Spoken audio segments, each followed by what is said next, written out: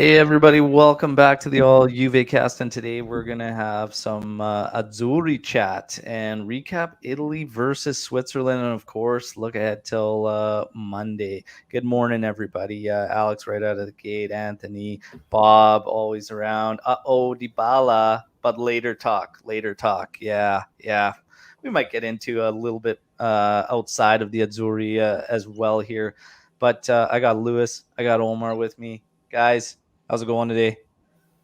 All good, all good. It's a beautiful Saturday morning. There were snow flurries outside my window for the first time this year. So, Ooh, you we had a know, little bit of a blizzard the other day, and I'm And I'm you, ready for it.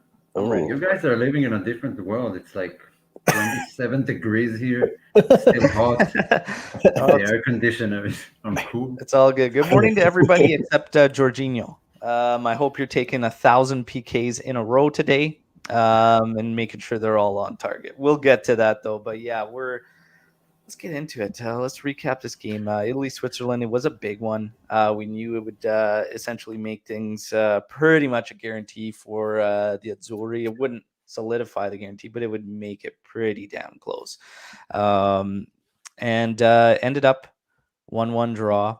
As we saw, goals from Widmer and Di Lorenzo. We'll quickly go through just the talking points of the match, certain highlights and whatnot, and give our thoughts on it, and then just talk about the Azzurri as a whole and what we've seen since the Euros and now through qualification and whatnot. So let's pull up starting lineups. We'll kick it off with those here. So here was Switzerland, just going with their 4-2-3-1. Nothing crazy. Obviously, big name for them missing a guy that would have caused a lot of issues up top. But outside of that, pretty much expected. We have the Azzurri, and pretty much as expected for the Azzurri. The only talking point was people blowing up about Acerbi and Bonucci center back pairing, but I didn't have an issue with it, to be honest. I thought this would be just fine. We have a lot of the same question marks, and that is how good's our play going to be out of our nine, really? But I had no issues with his lineup. Guys, your thoughts on the lineup? I personally I had this in the tweet that I thought the Mancini might start at Cherby, but I wanted to see Bastoni. It just, he's the future. And I really worry about, and we'll get into it in the match, like what life post Chiellini is going to be like, because, there's definitely a hole back there when he's not there. But it appears the Bastoni might have been injured as he's not traveling to the Northern Ireland games. So I'm really okay with it. The number 9 was experience, and that can go anyway with any of those guys. Yeah. Yeah, Alex, I didn't like Belotti. I agree with the Cherby choice because I know Bastoni is young and he's played his professional career so far in a three-man defense. So he wasn't good against Spain. He had bad time covering the strikers, so maybe need a little more time to adjust to the four defender system. But other than that, maybe I don't know. Maybe I thought Berardi should have started instead of Insigne. But that's it. Other than that, it looks fine. Yeah. Why would you have gone with Berardi instead of Insigne? Just out of curiosity. Well, because Insigne is not there for the big moment. He seemed a bit, fed up. And the minute Berardi stepped in, he looked like he has something to prove. Those young guys want to prove something, and I feel like Insigne is lacking in that area. And well, evidently we draw the match, so Insigne wasn't the right call, and maybe Belotti wasn't either. But I want to see some new blood. I think the team that played the Euros are a bit hungover.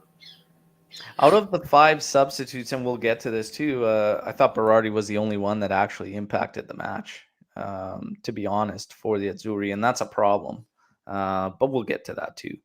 Let's go through some of these talking points and moments. Like a minute and a half in, you got Chiesa coming up the wing here. 3 guys, literally 3 on him. Look at how much space is created over here. But, obviously Chiesa is just that type of player. So he takes them on, but it ends up just going out the byline for a goal kick. But I looked at this early on. And I thought, man, if Switzerland's going to commit that hard into stopping Chiesa, you've got to pull up your fullbacks and you've got to exploit the space that it creates in and around here. Look, we have 3 players right now on 2 defenders back here as well.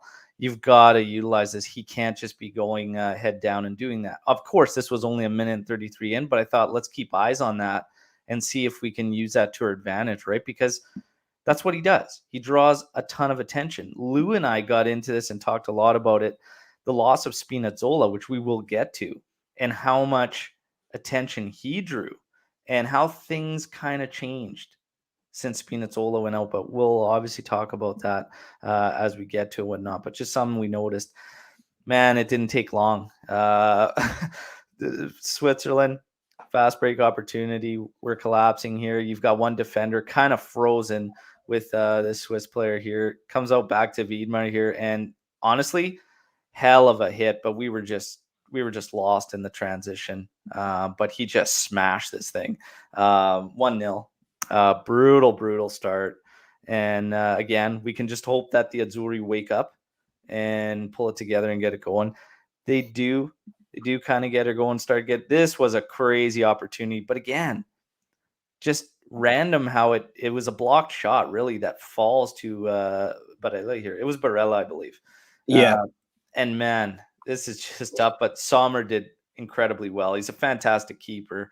Gets it immediately, gets big. But this one, you're like, come on, we got to just pounce on these opportunities, whatnot. But what can you do? Sommer made a big stop there. Let's carry on to some other. You see, he just gets in there. Unlucky for Barella. Chiesa again drawing a ton of attention, was able to get a shot off here. 23rd minute, great stop by Sommer again. He's a hell of a keeper, man. 35th minute, the Azzurri equalize. Free kick drawn by Barella out on the flank here. Insignia with a cross in here. Di Lorenzo takes a punch to the head from Sommer and sacrifices for that goal. Big for the Azzurri to equalize it here. We're almost coming up to the end of the half here, and it does essentially finish 1-1 at the half. What were your guys' thoughts at halftime on this one? Let's kick it off with Lou. Ooh, well, I thought the first half was really disappointing. I mean, Italy had some chances, right? Sommer made some good saves, but the way that they started the match was very lethargic. They looked kind of like a team. I think Anthony said this in the chat, but a team that hadn't played before, hadn't played together before. I thought that after the goal, the last 20 minutes of the half, they picked it up a little bit, but it still wasn't good enough. Just no real target man to play to. Passes were sloppy. I think Locatelli made a couple sloppy passes, and it looked like either a side that was dispirited or just extremely tired. But it was not a good first half, despite having a goal. Yeah. Your thoughts?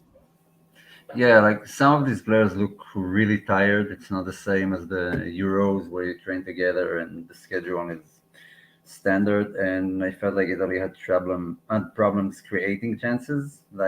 All the chances we had were either long shots or a ball falling to someone. I didn't see any attacking patterns that we can build off.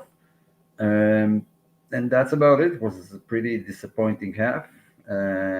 Unlucky to get a goal on a break. And I didn't like it that much. There was no cohesion between the team. Yeah. I was struggling to find out how we wanted to even use our 9. Below, were we going to go over the top, stretch Switzerland or whatnot, kind of target him? Were we going to link up with him and play through feet and whatnot? The hold up play, again, is something that was just not there regardless. But again, just the lack of cohesion. I didn't know what we were trying to do out of that spot there. And then our wingers were far too wide, so nobody was playing off of them when they did have opportunities to do it. So it was just what exactly are we trying to do here? And one of the things that was lost for me again was, and I noticed this, it sticks out like a sore thumb, the difference Spinazzola made, and we talked about this. a lot yesterday, and it kind of got pretty heated in the all UVCast chat there. Lou would agree, but man, since Spinazzola has been gone, I don't think you can keep things the same and try to play it the same because it's not happening on the pitch. He naturally requires a lot more attention from the opposition than Emerson does. This is not a discredit or a disrespect to Emerson. Emerson's doing a fine job, but it's different. Spinazzola is much, much stronger in 1v1 scenarios, and he threatens getting to that byline and a much dangerous spot to cross. What that does allows opposition to collapse, leaves us with trailing runs. And then you started to get more opportunities out of some of those midfielders because he's drawing more attention. We're pushing them further back from his threat, and it frees up Insigne a lot more than Emerson does because Emerson's runs are usually much later. And again, if they just hold you straight up, Emerson's not going to take on too many guys 1v1 and win them as much as Spinazzola. It changes things. For me, Mancini needs to adapt, and it needs to be a little bit different. The 9 was basically non-existent. Yes, it's a problem based on the players because they're not giving us enough, but we're not really playing in a way that makes sense for that 9. And for me, I see it all the same. You have your one fullback that you keep back, it turns into 3 at the back. That's Di Lorenzo. You have your other side where you want to push forward with to free up Insigne. The problem is Switzerland was able to stay completely flat, and we didn't take advantage. We just couldn't through those guys. And then your 9 becomes completely isolated, which he was. And then your holdup has to be very, very strong. When you're isolated, he was incapable of doing that. So you have a lot of issues. So for me, you've got to switch things up. You can't play things the same as if Spinazzola was there because it's showing up in other areas, that loss of space. You see Chiesa on the other wing there, and everybody's like, well, Chiesa's putting in crap performances. Yeah, Chiesa was not doing well, but situationally, you could understand why. When you watch him and there's 3 guys, and again, we're not set up to exploit the other space that it's created. Would you guys agree with that? Lou, it looks like you're going to want to make some comments here. Yeah, no, because I really agree with what you're saying. Part of the thing is if you go back and you even just watch the highlights of, the Euro, right? And you watch pre-Spinazzola getting hurt and post-Spinazzola getting hurt. The number 9, Immobile is not a great number 9, but he had plenty of chances coming, overlapping runs on the left, crosses into the box.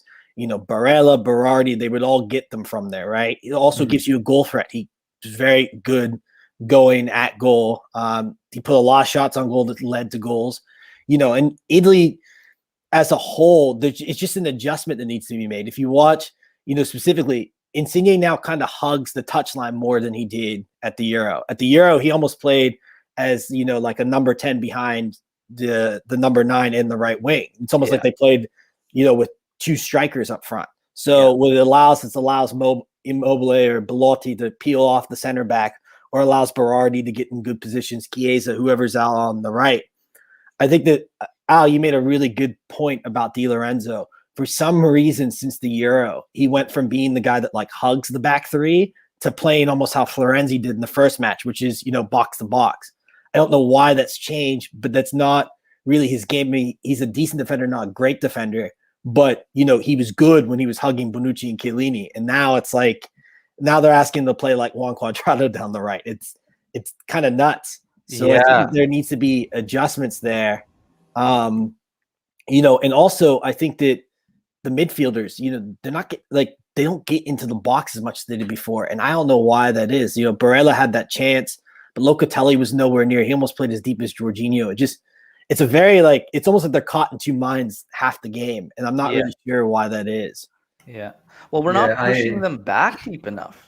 We're unable to do that because, again, when you have that threat there, we were having an easy time with Spina pushing teams further back. And as soon as they collapse like that, boom, that opens up your space, and they're calling in extra guys, right? Yeah. So if you got Chiesa on one side, you've got Spinazzola on the other, you're not going to be able to spread that out evenly, right? So all of a sudden, you're putting a little extra attention on a guy that's going to hurt you 1v1 there. And we saw it a minute and a half into this one. Chiesa's got 3 guys on him. That would be the time that Di Lorenzo pushes forward and finds a way to swing it to those midfielders in that space there. We only had 1 there at the time, right? So it's weird. It's just, again, I think it's just some tweaks. We don't need to reinvent the wheel.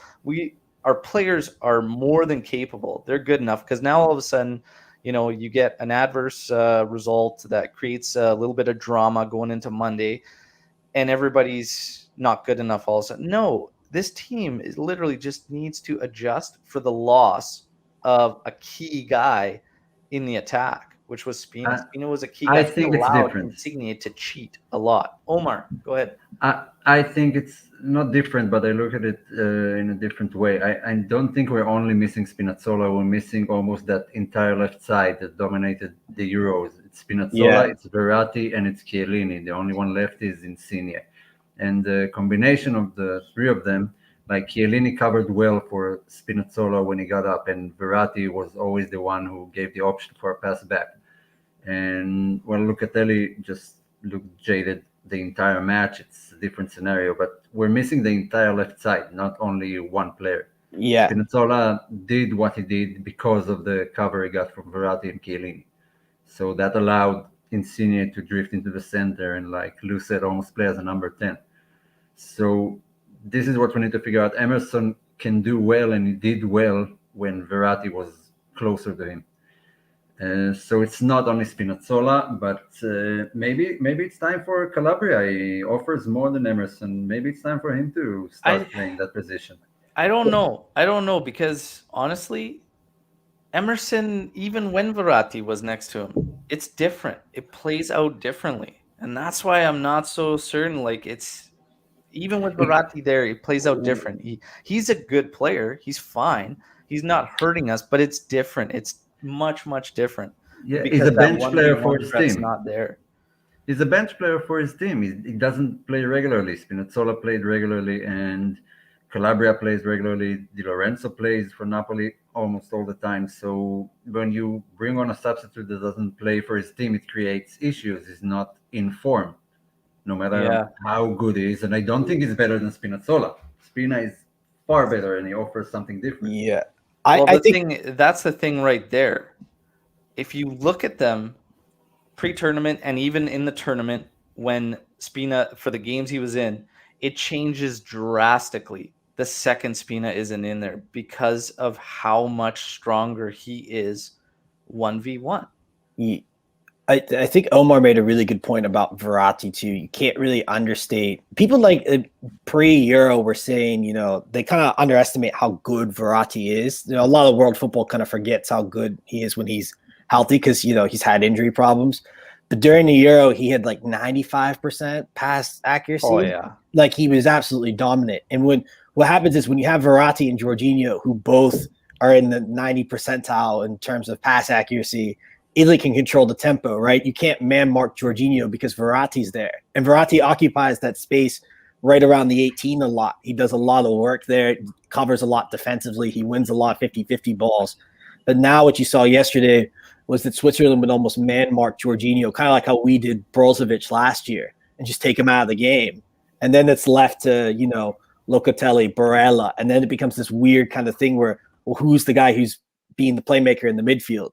It's like if Locatelli's set to be that Mezzala, he's supposed to, be getting to the box, scoring goals, but now he's playing almost right next to Jorginho because he's getting man marked.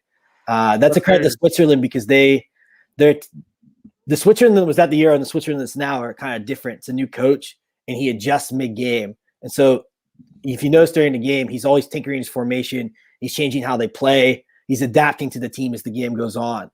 So like especially in the first half, he was man marking Jorginho and pressing a little high to kind of, keep Italy at bay, kind of disrupt their flow of possession, because he knew that they were down one of those guys. And I think Omar was right. There's a huge thing there where the entire left side is now kind of, which was your strong side, has been ripped out, and it's just not there anymore, But again, we finished this match with 65% possession, boys. So it's not like, Verratti, he's fantastic. He's a fantastic player. He's a fantastic player. Okay. But again, like, I don't know. Like, we're looking for midfielders to make runs and whatnot. The Switzerland was flat. They were flat at the back, and But there was not going to be anything because there was that's nobody challenging in order to create the space. Chiesa had a couple opportunities. He could have attacked space. He didn't. He wanted ball at his feet. Our 9, Belotti, I didn't know if our wingers are supposed to play off of him, or I didn't know how we wanted to use that 9. It was not apparent. Definitely not in the first half. that's so what I was getting, not possession, but the tempo is different. Like Switzerland, they managed to drag us into like a flat, hey, we're gonna park the bus. You have to whip the ball in and try and get on your number 9. That's not really how Italy really played. I mean, they played a high press, high tempo, offense at the Euro up until then. I think that when you lose players like Verratti, Chiellini, Spinazzola, it's changed that tempo a little bit. It's harder for them to implement that tempo into the game. And I think that's an issue for me with this team. Yeah, like 65% possession, but a lot of it was in our own half. I saw a lot more back passing than I saw back at the Euros. No, it was just a lot of poor possession, a lot of stupid giveaways, like just poor technical. I felt we were bad on the rebound on the second ball. That like there was always someone there in the Euros. Like they thought they got the ball away, but someone pops out of nowhere, Jorginho or Verratti, and another attack coming. And now it was like we couldn't get to that second ball. They had a chance to kick it upfield, and we had to start all over again. Every attack, I felt like we're starting all over again and not sustaining the pressure that we used to in the Euros. Yeah. And I gotta give credit to Switzerland. They did a great job in adapting and preparing for the game, and they nullified our best aspects. And no credit to them. They haven't done anything wrong. They just played like they should have against the European champions. There's not a lot that needs to change from the Azzurri, except it's not a matter of who for me. Like, that's why people that, say, oh, this player, that player, it's not really so much a matter of who for me. It's just how. It's how we're going about our things and who we're putting in certain positions. Like, for me, the 9, we need to start looking at an alternative. The false 9 would probably make more sense if you're going to lose that big of a threat on one of your flanks. It just, the 9's not going to work in this role. It worked with Spina, to a degree, and then it became an execution issue.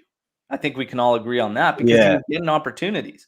The space was there. Trailing runs were there. Our mids were more involved when Spina was there. Our 9 made a lot more sense. Immobile does play it better than Belotti in this particular thing. But again, it came down to execution. He was getting opportunities. Now, since Spina comes, it's become a little bit tougher. Again, Emerson, he's doing a fine job, but it's much, much different. And I think it's not fair to think that you could keep it all the same. And I think in that sense, Mancini needs to adjust. But again, we'll break it down even more. Let's go through the remainder of the highlights here. 67th minute, Emerson himself, top of the corner, blast this one high. Again, his runs are there. He gets involved. He does a good job, whatnot. Again, sometimes it just feels a little bit late. Would you guys agree with that? Sometimes it's just the timing. A little bit. I probably agree with that, but I don't know if that's necessarily an Emerson thing. It's more of like a It's weird. It's weird. I just I don't want people to think like it's attacking Emerson because it isn't, and I think he's done a fine job. I do really think Spina's a cut above. We get 75 minute. I have no idea how this stays out. We started to get down there, and this is what started to create space for guys top of the area, because if you can gain this byline, they start to collapse, and we just didn't do it enough, I felt. But Insigne gets the ball, kick back, takes a great shot from out here. It deflects, and I honestly have no idea how this thing stayed out. It was wild. Takes a shot from here. You could see where it deflects, the point of where it deflects off, I believe, Wiedmer there. And it literally bounces down and up onto Sommer's foot and just sits there. Like, it's crazy. That's just bad luck. Yeah, that's so unlucky. I have no idea how that stays out. It's wild. It's absolutely wild to me. We did put a solid press in towards the end and had some opportunities. Chiesa flashes one wide from a good spot. Again, he's got three guys. He's always had three guys around him. So it's easy to take Chiesa, put a 6.6 rating on him and say, oh, he was junk. Well, it was the other guys that needed to support and find the space that every time he had the ball was created. And we didn't do enough of that. And then lo and behold, the PK. Okay, guys, the second we get this PK, and first of all, should be said, we talked about this earlier, the 5 substitutes that came in, I thought Berardi was the only one that impacted. Donali, I thought was so-so. Nothing crazy there, but Berardi had what we were looking for, right? And that's not to say that he should have started the match or anything. It's just has to be said that 1 out of 5 subs made an impact. Yeah. Berardi did well on this particular call. I heard a lot of, well, that's a soft PK, whatever. Look, there's no measurements on PKs to give them if they're soft or hard. It's literally the call. There was a challenge. There was contact made. It was nowhere near the ball. PK. Soft? Sure. Could have been harder contact? Sure. But it's contact nonetheless. He did a good job to shield it and draw it. I was actually surprised it wasn't called like on the spot by the ref. VAR intervenes. The second I see Jorginho, I even put a tweet out the second. I said, oh man, I don't know if I would do it again with him against Sommer, because Sommer owned him on the last time he took the PK and knew it. Jorginho did the right thing. He changed his thing. He didn't do his hop step. He just ran at it and hit it, but he hit the thing over the net. You have to, at minimum, hit target. I had bad feelings about Jorginho taking it. Guys,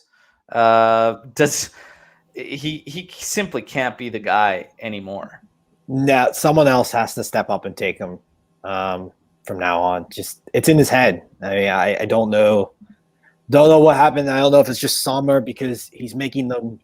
He changed his style at the Premier League level, and he's making them. So I don't know if it's the jersey, if it's Sommer, what it is, but it's his last 3. Yeah, ever since the final when he got stopped, it's just not been the same. So yeah. I don't know what's up with him. He did the right thing. He changed his, because Sommer would have did the exact same thing he did to him last time. Waited to the last possible second and just made the move, because that hop step, Jorginho doesn't generate a lot of power off it. Like it just he's just banking on one way and slotting it, right? So Sommer would have done the exact same thing. Jorginho changed his run up, but man, bare minimum, anybody that takes PKs, it's inexcusable to miss target. You have to, at the very least, if the keeper guesses right and stops you, you have to hit target. So this was frustrating. But when he picks up the ball, I had PTSD from the last Sommer one that he took. And I was just like, Bonucci for me would have been a guy you could take. Berardi even. Yeah, Berardi's really good at them.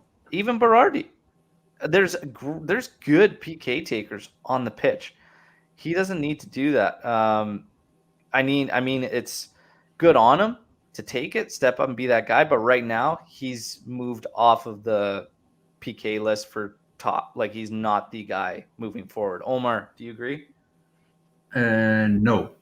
Yeah, I agree with some of what you said, not everything. I don't think it was a PK. It was soft. I always try to put myself in the position, like if it happened to us, then I would be fuming about a 90th minute penalty because of a hand on a shoulder. I didn't think it was a penalty. And Italy shouldn't wait for VAR to save them if they couldn't score in 90 minutes. I don't want them to play on, just trying to get like penalties to win. And Jorginho, there was a misreading all over it. Yeah. The hand on the shoulder wasn't it for me. It was the clip to the legs when he lunges in. I didn't see a clip to the legs. Yeah, he's got the hand out there, which is not what I would have called, but it's the clip to the legs when he steps into him. I That's missed it, so it probably has been yeah. a So small one. I didn't think it was a penalty, but it is what it is. It's yeah, the Italy, and clip we'll to the take it. legs, the clip to the legs is what does it for me 100% every time. It just looks If you're gonna lunge in with your leg and you're nowhere near ball, yeah, it just looks clumsy on the replay. Like that's Yeah, why I big thought that time. like maybe it was a PK because it looks like he just just runs right into the back of him. If it's a hand on the back, no way. But when he's hand on the back and he lunges in with his leg and he kills, yeah, it's clumsy. It Yeah, was a stupid I'll have to challenge. watch it again. I'll have to watch it again because I missed the clip to the legs, but there was a misreading all over it. Like I don't know how many people put out tweets that Jorginho is going to miss and it was in the air, and I hate, gotta say, I hate the way players today take penalties. Like if you look at the physics of a penalty, if you just shoot it as hard as you can to one of the corners, it's like 90% in. So why all the play around those small steps, those chips? You do it once every, I don't know, 20 penalties.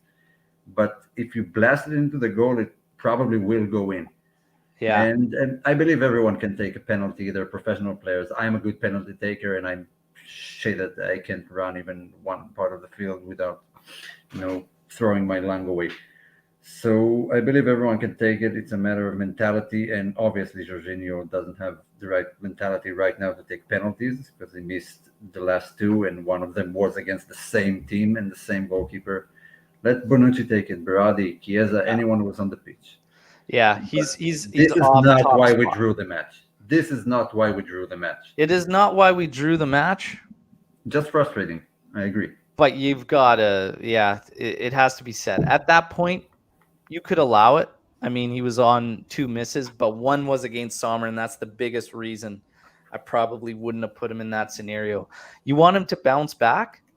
Okay.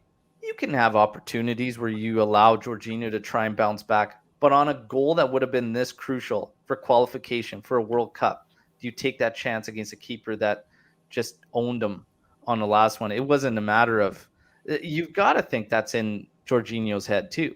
I just don't know if I Yeah. play that percentage. I I maybe go I think Bonucci because Bonucci's solid on PKs. I think that Mancini, like he trusts his players a lot. He puts a lot of faith in those players more than almost any other coach. And I think that he was looking, hey, this was a player. He was a great player for the Euro. He's kind of he struggled a little bit. He missed the PK. Like, let's see if we can get him back going. He changed his form. And he's probably thinking, well, he's made an adjustment. Let's have some faith in him. It's a big call, but that's what happens. It's unfortunate, but that's the game. Yeah. Omar's absolutely right. That's not why the game ended in a draw. Okay.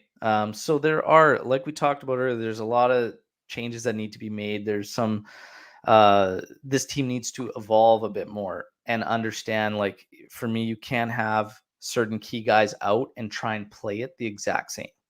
Something's got to kind of change up a bit. And now I think it's on Mancini, and it's going to be really, really hard.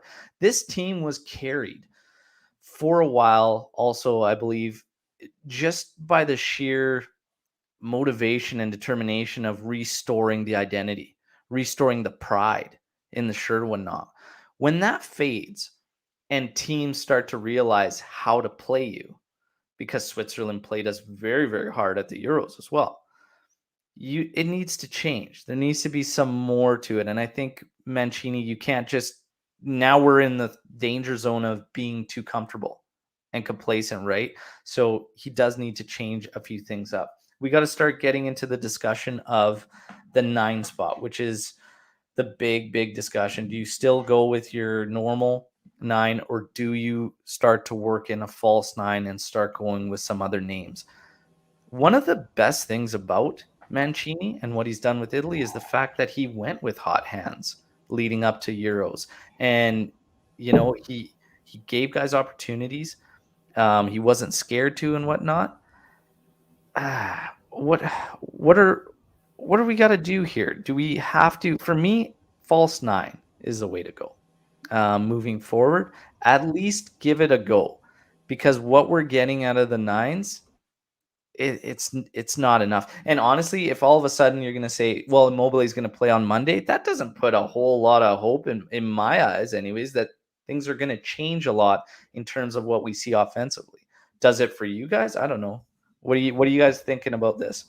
Not really. I'm thinking the false nine's the way to go because I think the key to that front three is getting Insigne, off the left hand side into a more central role where he can kind of impose himself on the game.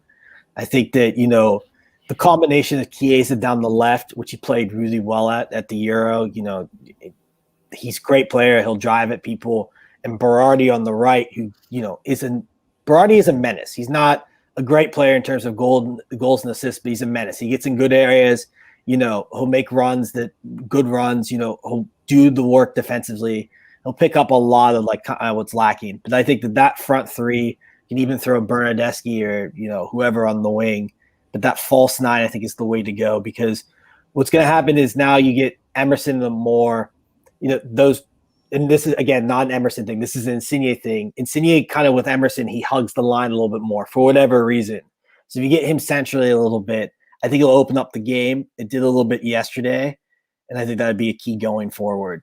Yeah. Go ahead, Omar. Yeah, I basically agree with both of you. False nine is the way to go. We don't have any, I have no problem with Immobile. He is a top level striker, but obviously something isn't clicking with the Azzurri, the way they play. I don't know what's the difference there. And you have to look forward a bit. The World Cup is in 1 year. Things are going to look different. You have other strikers coming in. Some of these players, some of the bench players, might be starting players come the next World Cup. Definitely Euro 24 and World Cup 26. A lot of them are going to play there. So I wouldn't have felt like we would have won it if Immobile played instead of Belotti.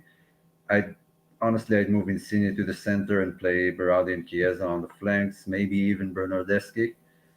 And that is the way to go, I think, because we lose the aerial ability and the aerial threat with Insigne there, but I don't feel like it's existing anyway with Immobile or Belotti there. Yeah. So might as well someone who can control the ball. Yeah. I think too, if you look in qualifying when they used the false nine, because they did use it a couple times. They played Pellegrini sometimes there. They played Zaniolo there once.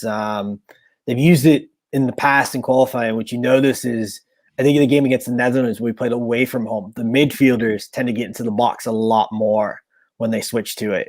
And that could, be the key to getting Barella a little bit more involved. Which is something that we've been lacking. We're going to get into Barella for sure. I agree with what you guys are saying. I think false nine, the biggest thing I see is that our nine isn't doing what it needs to for the other guys.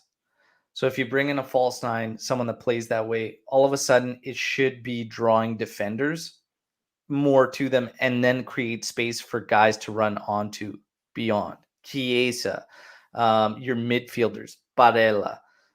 We have to get these guys much more involved. And again, this match against Switzerland, when you start looking at it, there's a lot of opportunities there and whatnot, but a lot of them came from just opportunistic scenarios, like bounces or whatnot, stopping to a guy or whatnot, and a lot of shots from a decent range or whatnot. So there's nothing crazy.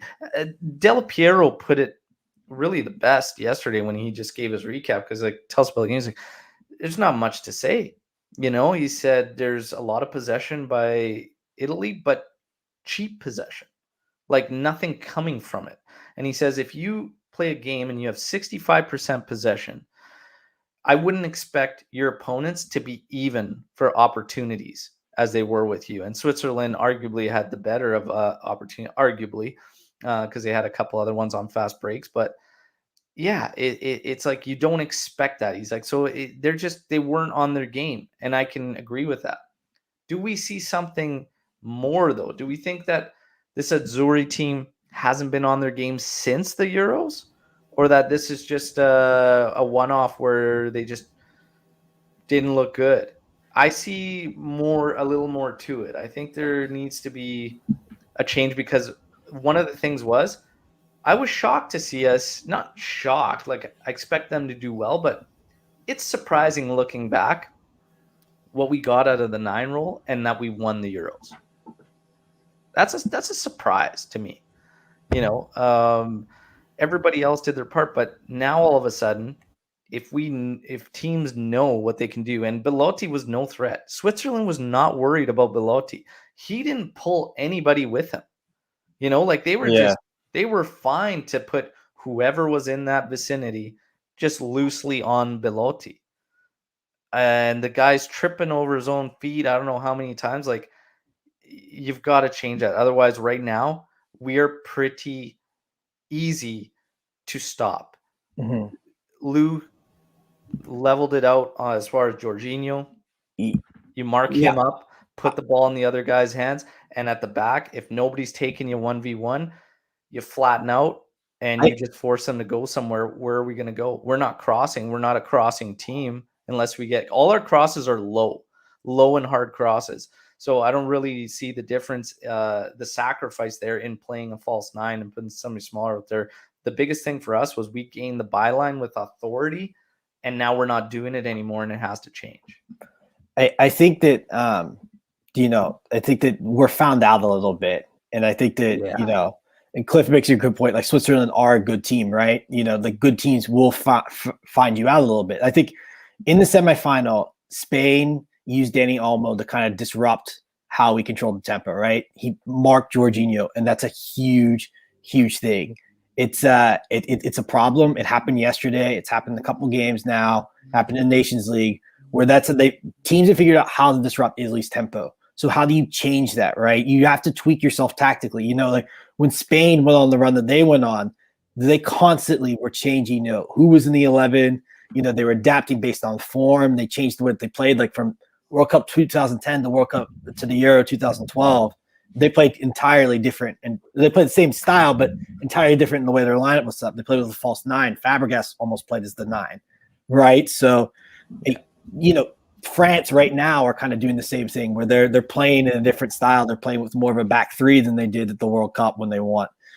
Teams shift and they evolve because in the international break, like it's like when you win an award, like you're hot for like a second, and then everyone like studies you, and then they find it out, and then you're back to square one. So I think that Italy have been found out a little bit. They don't need to overhaul how they play. They just need to change some personnel to kind of, throw the other opposition off, for lack of a better word. Excuse me. Switzerland is a good team. They do play well. KM had a question earlier. How did Zakaria play? Either Zakaria or Zakaria. Man, he's good. He's good. He's a load in the middle there. What were your thoughts on Zakaria there, Omar? Well, I get to watch him a lot. Maybe you don't because of the time difference, but the games in Germany are pretty similar to the hours here. So I do get to watch him. I like Mönchengladbach. They have a lot of interesting players except him, and the Ben Sabaini, Zomer, Marcus Thuram. So I have watched him play, and he was pretty much the same. He's a force in the middle. He has presence. He has like these long legs where he reaches almost everywhere. He has good technique, and he was good yesterday. Our midfield was practically non-existent, and some of it is due to his presence. So he is a good player, and he did well yesterday. Yeah. Dell's coming in here with, I think Scamacca should be used as a battering ram. So here's the thing. While many of us, the panel here, are kind of leaning towards a false 9, I am willing to give Scamacca a run. And the reason is because he has a very, very underrated technical ability.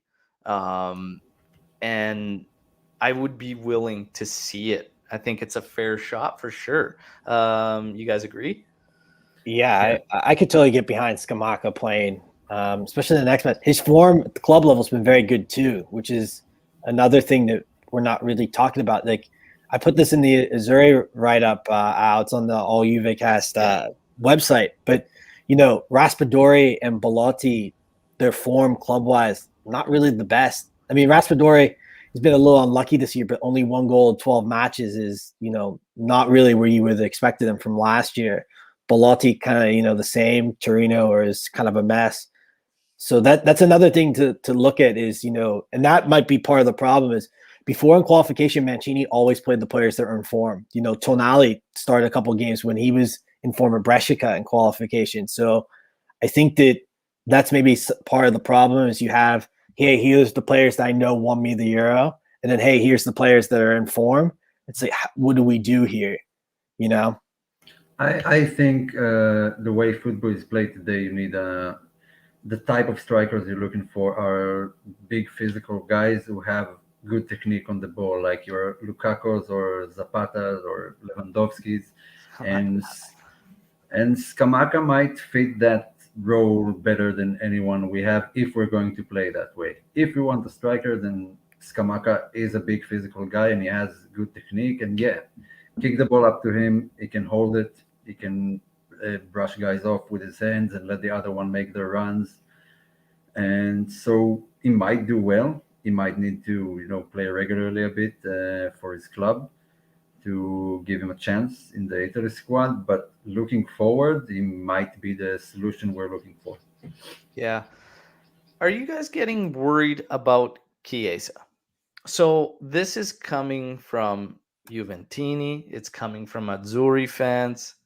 And I saw loosely a few hints that Allegri, and there's a lot of Juventini that feel that Allegri will be ruining Chiesa and that he's already we're starting to see these effects. Number one, for as far as I'm concerned, has nothing to do with Allegri. And even if you look back to last season, Chiesa got hot at the right time, like just towards the end. He had an amazing second half of the season after the winter break was huge. He rolled it into the Euros and had an incredible tournament. I see a lot of the struggles being situational from the team. Again, how many times did we highlight in this one? You've got 3 guys on you. You're limited. You're pretty damn limited. He's pretty limited to what is going to be able to happen. So expecting something out of nothing all the time is going to be very, very hard. But I'm not concerned with Chiesa in the least, to be honest. Again, I think both with club and country, it's finding the right setup and what's going to make him get the best out of him, whatnot. And there are still a lot of scenarios Chiesa himself needs to grow in and learn what the right play is in that given scenario. He still has a lot of room to grow, as phenomenal as a second half of the season he had previously. Guys, where do you stand on Chiesa? Well, don't get caught in the moment. Like a month ago, everyone would have sold McKennie. Now he's our second best player, and so might be the same with Chiesa. A year back, the same time, Chiesa no one paid attention to him. He had Ronaldo on the squad, and everyone was guarding him, and 3 men were guarding him most of the time. So Chiesa kind of free. But now that he's a superstar and everyone knows that he's Italy's biggest threat going forward, he gets a lot more attention from defenders, and it's harder, and he'll have to adapt himself, and Mancini has to find a way to make more room for him. But it's natural. He had a great season and great Euros, but now everyone is after him. Everyone's always looking where he is and what he's doing, and someone is keeping close eye on him most of the game. So we can say whatever we want, but if he drops 2 goals against who is it we're playing, Northern Ireland on Monday, then all of this is not relevant. So don't get caught in the moment. Yeah, and I expect tough times in that one too, because they're not going to play wide open. And Dells hits it on the nail on the head here, because he's going to be less effective against a low block if he's going up against 3 defenders every time he's got the ball at feet.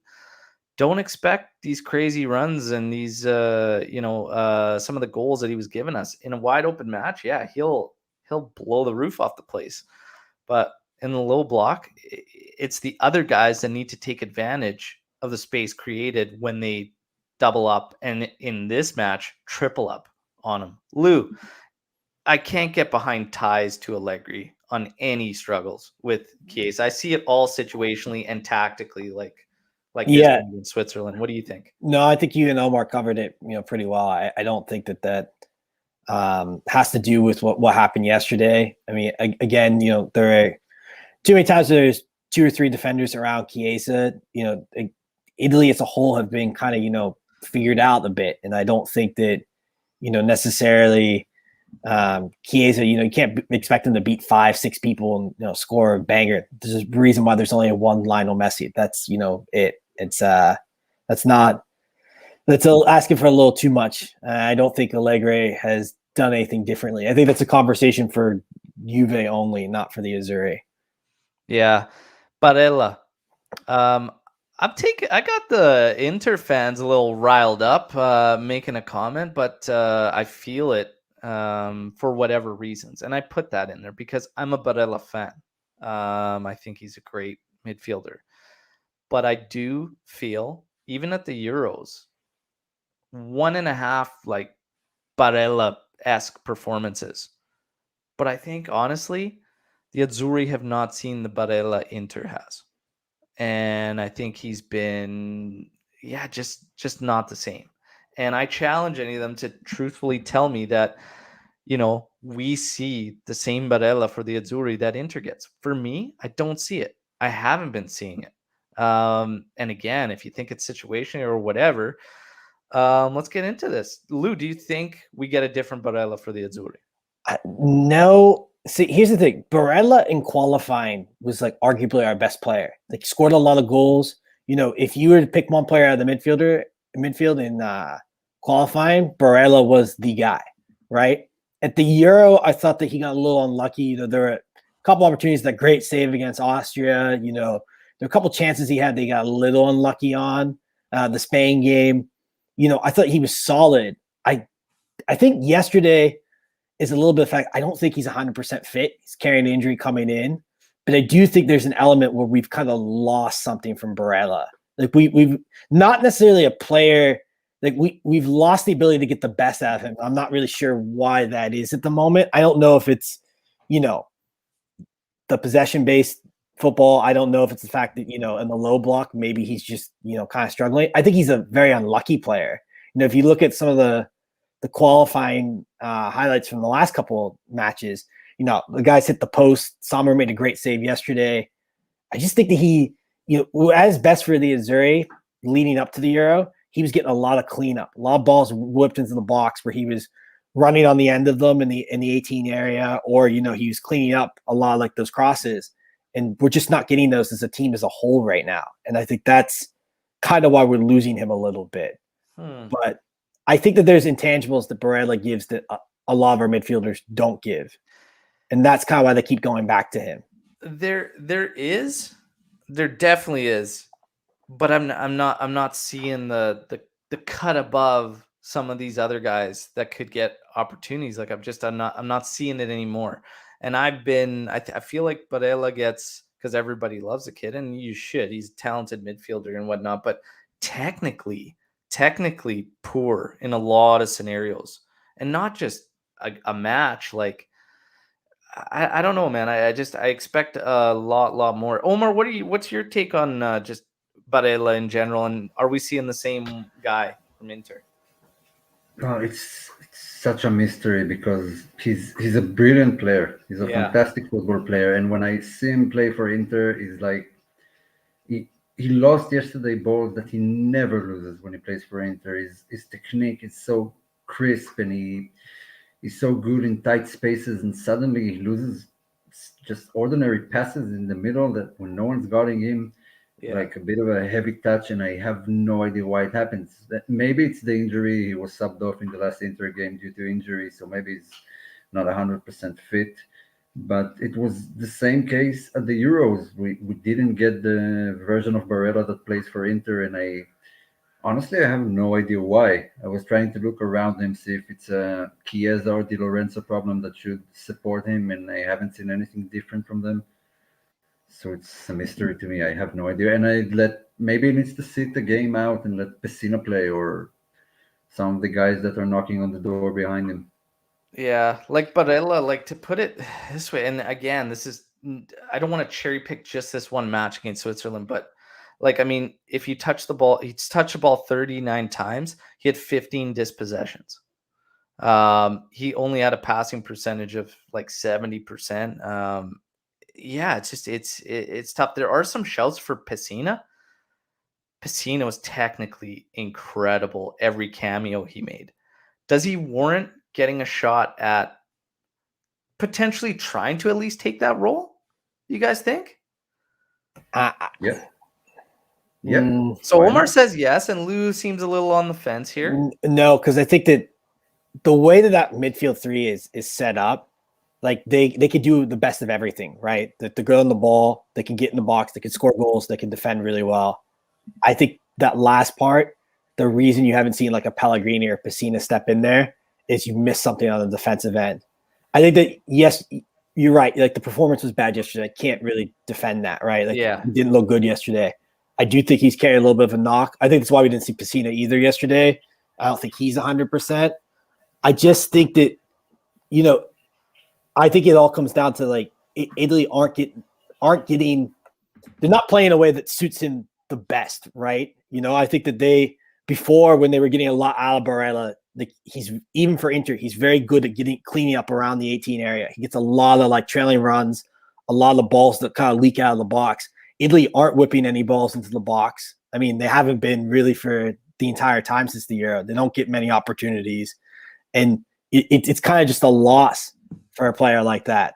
And I think that if you put Pellegrini in there, you put Pacina in there, I think you'd have the same issue, because I think those are players that going forward are going to look for the same kind of ball to get goals from, and they're going to struggle. I think that it really comes down to that for me. It's just the difference between how they're playing and what they're creating. Yeah, it's a tough one, man. I think Barella, I mean, Pacina should get some opportunities, I think, in the starting 11, whatnot. I understand completely why Barella gets the nod. He's got the intangibles Lou touched on. All around, attribute-wise, he's got it all. You know, he can hit from range if he has to. He's got pace.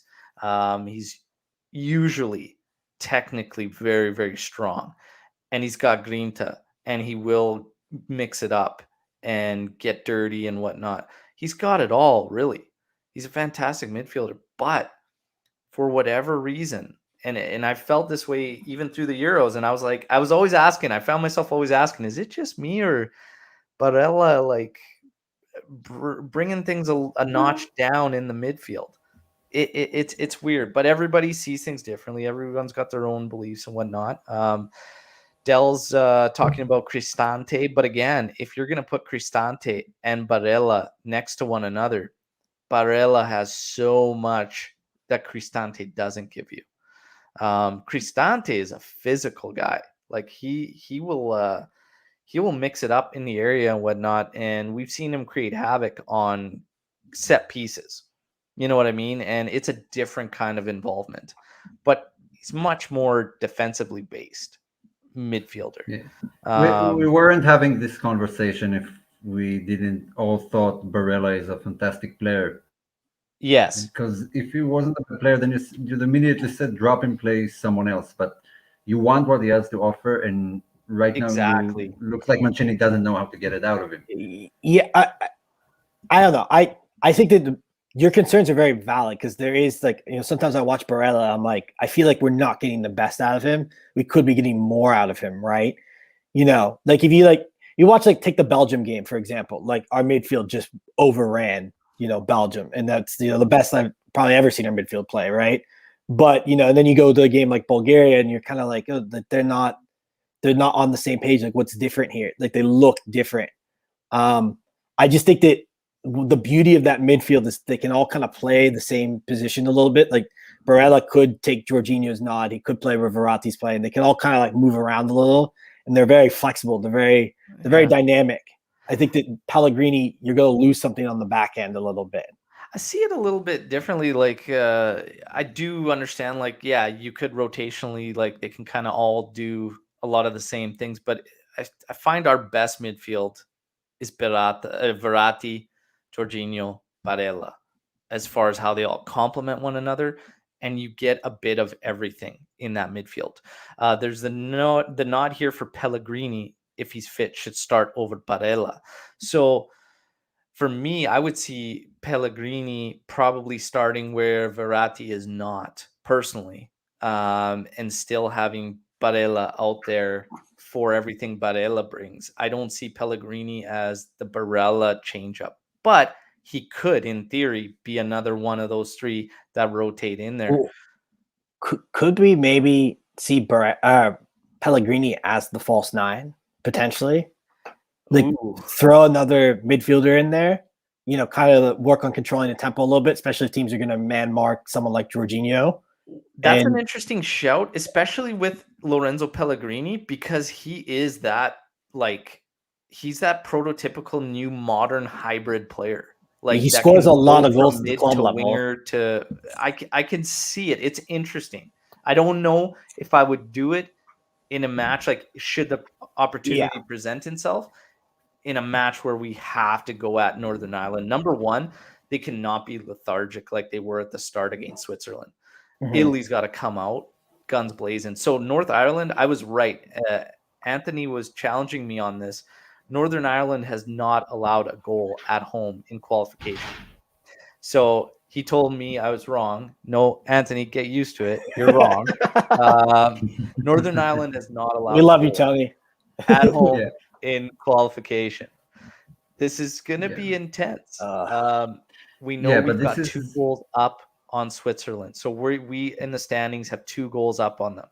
So if Switzerland can defeat Bulgaria by a healthy scoreline, this will be interesting. Doing the Pellegrini experiment in that match? No, Well, no. He's not even fit for that. But he's match. not going to be fit. Yeah. But would you do it in that match? I don't know. No. I don't know. False no. nine with the guys we have, like, I wouldn't back down from. Yeah, You know? I'm saying like down the road, like, you know, Italy Down qualify the for road, it's definitely a good shout Yeah. to attempt. You know, like Italy Yeah, qualify but- for the World Cup, try it in a friendly. You know, like Yeah, Exactly. but it's something you have to, you know, train. The player Yeah. needs to know what he has to do in that role, and look at the amount of guys that had to be missing for Pellegrini to get that chance. You need Keane, Belotti, Immobile, maybe possibly Insigne, Zaniolo. All of them need to be not available because I feel like the rest of them are better for that position. Not if we go to a false nine. But though. I But agree he with hasn't that. played that role ever. See, here's the thing though. He did against the Netherlands in a game at home. They Yeah. played him in the false nine. He scored a goal. But Pellegrini, the problem with Pellegrini is not necessarily talent. He's never had fit. Like, Yeah. you know, I really do think that like we might have seen him in a larger role at the Euro if he was fit. You know, he was in the squad. He just didn't make it. Lorenzo Pellegrini has killed me for a while because that 25 million price tag that was floating around there forever. And I time. was like, how is nobody? So he clearly, Yeah, he wants just does. Rome. Yeah, he loves just wants to Rome stay in Rome. and just wants to, because I'm like, there is no way on Yeah. earth nobody's jumping at 25 million euros for Lorenzo Yeah. Pellegrini. I always said that, and he's been in fantastic form when fit and playing. It's not something I would shy away from, but not in like a match where you absolutely have to get something going. Does that mean I would stay with a 9 going into this one against Northern Ireland? Not necessarily, but again, false 9 with the guys that you do have available. And the thing is, with Raspadori, it's not truly a false 9. Like, he's still kind of like your forward player, but he's just a lot better technically than those other guys, and it plays out different. All of a sudden, link up could be there. Yeah. Vision that Raspadori gives you, even in terms of passing and whatnot. I wouldn't be afraid of that. So we know what we have to do.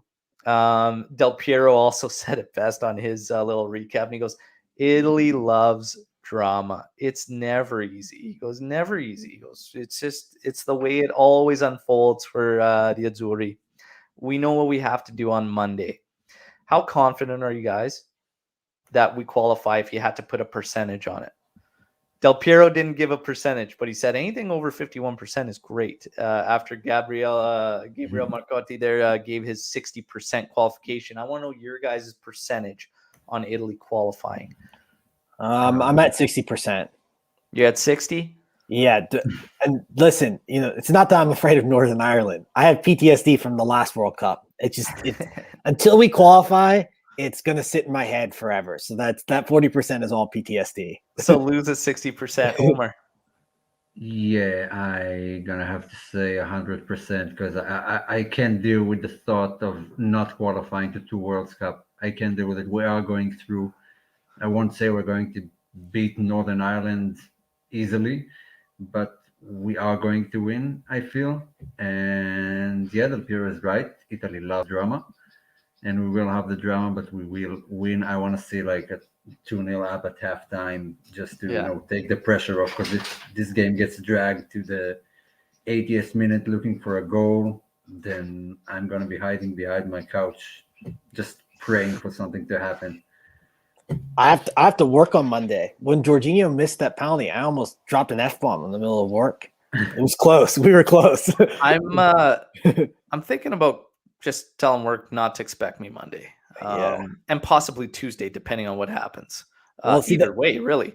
But I think I'm at 90%. I think there's a 10% opportunity that Switzerland can bag enough goals against Bulgaria, but I don't see it.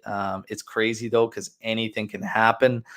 But I think we're going to see the Azzurri with the right mentality, attitude, and approach. We won't be lethargic. We'll push Northern Ireland back. They'll have to defend pretty much the entire game if we get things right, which I believe we will.